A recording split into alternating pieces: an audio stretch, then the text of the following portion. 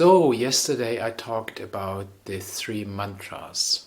I talked about that I believe that people in general have a positive intention and they just have purposes, concerns, and circumstances. So, let's talk about this resistance issue. Resistance is something which is one of the key issues in change management, and sometimes it feels like a whole industry just has been created to move people out of resistance. I have my doubts for a long time. I have also my doubts about change management. Maybe I can talk about that a little bit later.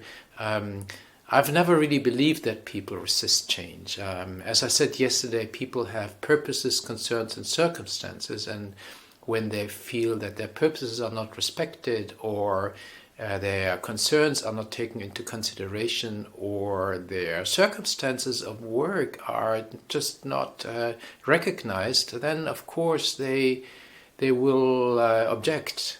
Object is a much better word for me than resist, because objection has a real reason. Resistance seems so like evil or ugly or something like that, but objections means, okay, hey, there is something I have to deal with, and I ask you as my boss or as a change manager or whatsoever to deal with that.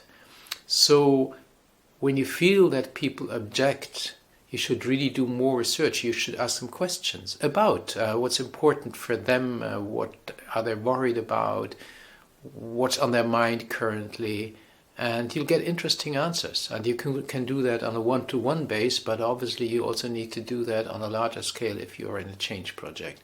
So what if today, if when you go into a change project at home, change projects happen everywhere, or at work, why don't you address some of those questions together with others? What's important here for you, for me?